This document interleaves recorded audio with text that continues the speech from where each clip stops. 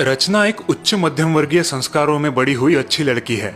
College की पढ़ाई खत्म होते ही रचना को बैंक में जॉब मिल जाती है। बैंक घर से 2 घंटे की दूरी पर है और रचना बस या ट्रेन से काम पर जाया करती है। रचना, आज तुम्हें 2 रोटी ज्यादा दी है। शाम को बैंक से निकलते वक्त चाय या कॉफी के साथ खा लेना और भूलना मत। हाँ माँ, थैंक यू। वैसे भी 6 बजे के बाद पेट में चूहे दौड़ने लगते हैं। हाँ हाँ पता है, बिल्कुल अपने पापा पे गई हो। उन्हें भी भूख बर्दाश्त नहीं होती। रचना के बैंक आने जाने वाले रास्ते पे आज उसे एक जवान गरीब औरत भीख मांगते नजर आती है। औरत की हालत काफी खराब है। बहुत दिनों से जैसे उसने अन्न का एक भी निवाला न खाया हो। रचना का मन पिघल जाता है। कुछ खाने को दो भाई, 5 दिन से कुछ नहीं खाया है। बहन, कुछ पैसे दे दो। दादा, कुछ खाने को दे दो। गरीब पर दया करो। ओह, इस औरत की हालत तो बहुत खराब है। रचना बैंक पहुंचकर अपने काम में जुट जाती है। हमेशा की तरह बैंक का कामकाज चालू है। अब रचना उस गरीब औरत के बारे में भूल चुकी है। जैसे ही शाम के 6 बजते हैं, रचना को बहुत भूख लगती है। रचना डिब्बे में से माँ ने दी हुई एक्स्ट्रा रोटियां निकालती है, लेकिन तभी उसे उस गरीब औरत की याद आती है और वो रोटियां वापस डिब्बे में रख देती है। पता नहीं उस बेचारी औरत को कुछ खाने के लिए मिला भी होगा या नहीं। रचना अब घर लौट रही है, लेकिन उसकी नजर उस गरीब औरत को ढूंढ रही है।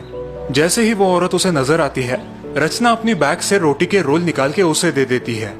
बहुत दिनों की भूखी औरत जल्दी जल्दी रचना के दिए हुए रोटी के रोल खत्म कर देती है। उसके चेहरे की मुस्कान देख के रचना खुश हो जाती है। माँ, कल से मुझे 1 रोटी ज्यादा देना। और 1 रोटी? ऑलरेडी तो 2 एक्स्ट्रा रोटी दे रही हूँ बेटा। क्या वो कम पड़ रही है? अरे नहीं माँ, वो आज रास्ते में मुझे एक बहुत गरीब औरत दिखाई दी। भूख से तिलमिला रही थी बेचारी। तो तुमने उसे अपनी एक्स्ट्रा रोटी दे दी? चलो ठीक है, पुण्य मिलेगा। मैं कल से 1 रोटी और दिया करूंगी। अब रोज ये सिलसिला शुरू हो जाता है। रोज माँ रचना को 1 रोटी एक्स्ट्रा दे देती और रचना बैंक जाते वक्त वो उस गरीब औरत को दे देती। औरत को खुश देख रचना को सुकून मिलता। एक दिन रचना के पिताजी टूर से लौटते हैं। क्यों भाई, हमारी बेटी इतनी दुबली कैसे हो गई 8 दिनों में? लगता है माँ तुम्हें ठीक से खाना नहीं खिला रही। पूछ लीजिए ना अपनी लाडली को। क्यों बेटा, माँ तुम्हें ठीक से खाना नहीं खिलाती है क्या? नहीं पापा, माँ तो आजकल एक्स्ट्रा टिफिन दे रही है। तो फिर इतनी दुबली पतली क्यों लग रही हो? और अब पिताजी को रचना के हर रोज के किए जाने वाले अन्नदान के बारे में पता चलता है। वो रचना को अपने पास बिठाते हैं। देखो बेटा, एक आध बार किसी को खाना खिलाना, मदद करना ठीक है, लेकिन क्या पापा? मुझे तो लगा आप मेरी कहानी सुनकर मुझे शाबाशी दोगे। बिल्कुल देता, अगर तुम उस गरीब औरत को रोटी खिलाने के बजाय रोटी कमाना सिखाती। पिताजी की बात सुनकर रचना और उसकी माँ कंफ्यूज्ड हो जाते हैं। लेकिन पापा, आप ही तो कहते हो अन्नदान श्रेष्ठ दान है। फिर आप ऐसा क्यों कह रहे हो? वो इसलिए बेटा, क्योंकि किसी गरीब को तुम एक आध दिन खाना खिला दोगी, लेकिन जब तुम नहीं रहोगी तब। ये क्या अनाप शनाप बोल रहे हैं जी आप? अरे भाग्यवान, मेरी पूरी बात तो सुन लो। रचना बेटा, किसी शारीरिक तौर पे ठीक ठाक इंसान को बिना मेहनत किए फ्री में रोटी खिलाने से अच्छा है कि तुम उसे रोटी कमाना सिखाओ। लेकिन क्यों पिताजी? हम किसी की मदद करें तो हमें भी तो पुण्य मिलता है। क्योंकि उसे मेहनत करने की आदत हो जाए और तुम नहीं भी रहोगी तो भी वो अपना पेट ईमानदारी से भर सके। आई बात समझ में? रचना अपने पिताजी की बात समझ जाती है और दूसरे दिन। माँ, आज से ये बहन हमारे घर झाड़ू पोछा करे और आपका हाथ बटाए तो चलेगा ना? हाँ हाँ, क्यों नहीं। रचना की सोच और समझ देख के उसके माता पिता खुश हो जाते हैं। वो औरत हाथ जोड़ के उन्हें धन्यवाद कहती है। बहुत बढ़िया बेटा, हमें तुम पर नाज है। थैंक यू पापा। अब ये बहन अपनी रोटी खुद कमाएगी।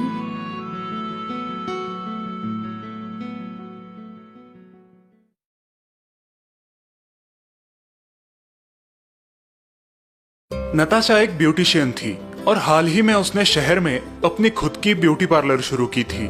ब्यूटी पार्लर अच्छी चल रही थी। नए नए कस्टमर्स रोज आ रहे थे।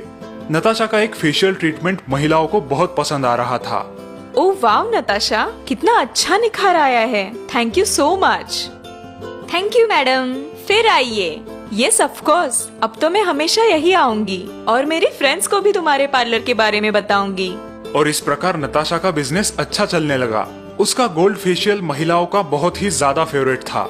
ज्यादा फायदे के लिए नताशा ने कुछ ही दिनों में इस फेशियल ट्रीटमेंट का रेट बढ़ा दिया। नताशा, पिछले महीने तो सिर्फ 300 रुपए चार्जेस थे, अब एकदम से तुमने 500 कर दिए। हाँ मैडम, क्रीम की प्राइस कंपनी ने बढ़ा दी है। ओह अच्छा, ठीक है, नो प्रॉब्लम। तुम बस क्वालिटी मेंटेन रखना। Yes madam. एक दिन पार्लर में क्रीम वाली कंपनी का सेल्समैन आता है और नताशा को ज्यादा पैसे कमाने का एक तरीका बताता है।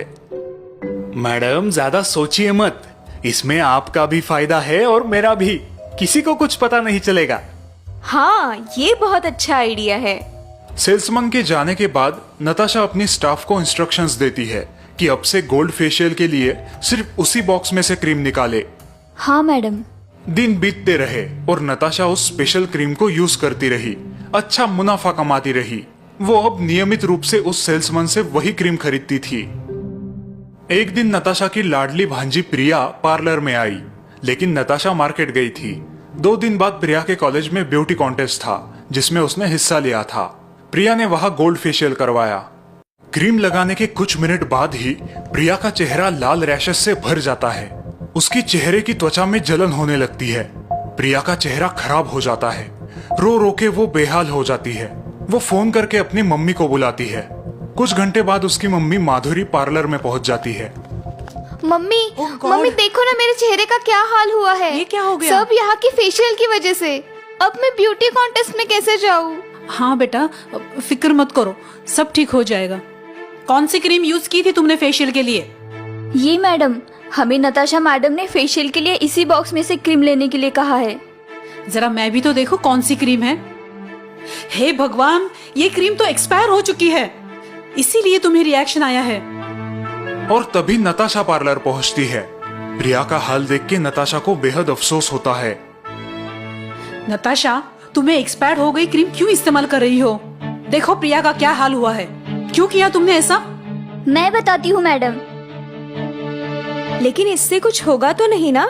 अरे कुछ नहीं होता मैडम, एक्सपायरी के 1-2 महीने बाद भी आप इसे बिंदास यूज कर सकती हो। अच्छा, मतलब आधे दाम में तुम्हें ये क्रीम मिल रही है, लेकिन उसकी एक्सपायरी चेक करना तुम्हारा कर्तव्य है ना? हाँ दीदी, आई एम सॉरी, मुझसे गलती हो गई। ज्यादा मुनाफे की लालच में मैं अंधी हो गई थी।